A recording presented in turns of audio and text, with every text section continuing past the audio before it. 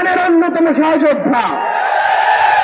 কে কি বললো সেটাতে আপনাদের আমাদের কিছু আসে যায় না। আপনার কতক্ষণ জুলাই অভ্যুত্থানের ওই স্পিরিটে নিজেদের বুকে ধারণ করে শহীদের যে আত্মত্যাগ, জুলাইয়ের যোদ্ধাদের যে রক্ত দেওয়া, সেগুলোকে আমরা যতক্ষণ ধারণ করে সামনের দিকে এগিয়ে চলবো, ততক্ষণ কারো প্রোপাগান্ডা আমাদের কিছু আসে যায় না।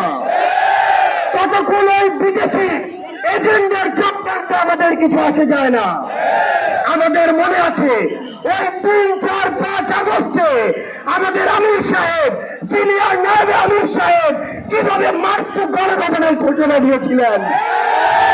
আমরা স্পষ্ট করে আপনাদেরকে একটা কথা বলি, এই 24 পরবর্তী বাংলাদেশে আমরা যারা অভ্যুত্থানের সহযোদ্ধা ছিলাম, আমরা যদি ঐক্যবদ্ধ থাকি, আগামীর বাংলাদেশে আর কোন নামে কোন ব্যক্তিকে সামনে রেখে, কোন দলকে সামনে রেখে এই বাংলাদেশে দাঁড়াতে পারবে না। এখন জনগণের সামনে আমাদের দৃষ্টান্ত স্থাপন করতে হবে। আমরা আমাদের কাজের মাধ্যমে প্রত্যেকটি ক্ষেত্রে যেন সেই দৃষ্টান্ত স্থাপন করতে পারি। আজকে যখন আমি আসছিলাম, রাস্তার আশেপাশের প্রত্যেকটি মোড়ে আমার ইসলামী আন্দোলন বাংলাদেশের সহযোদ্ধারা ট্রাফিকিং এর কাজ করছে।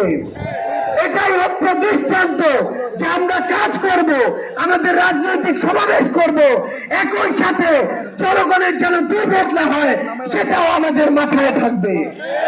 আমরা এর আগেও দেখেছি এই মাঠে প্রোগ্রাম হয়েছে, প্রোগ্রাম শেষ করে মাঠের প্রত্যেকটি ময়লাকে পরিষ্কার করা হয়েছে।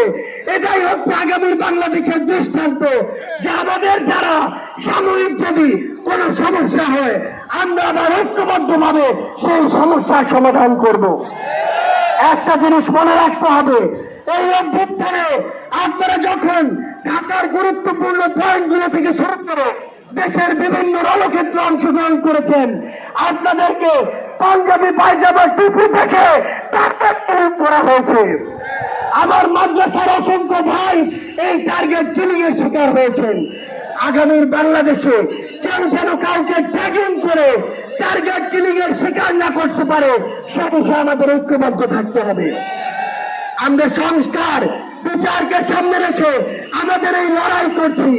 আপনারা পিয়ারের কথা বলেছেন, এই যে পিয়ার আগামীর বাংলাদেশের সংসদে আমরা যদি আসলে জনগণের প্রতিনিধিত্ব চাই, তাহলে আগামীতে এই পিয়ার নিয়ে আমাদের আরো জোর সরে ভাবতে হবে। আমরা আপনাদেরকে স্পষ্ট করে আমাদের জাতীয় নাগরিক পার্টি এনসিপির পক্ষ থেকে অঙ্গীকার করি।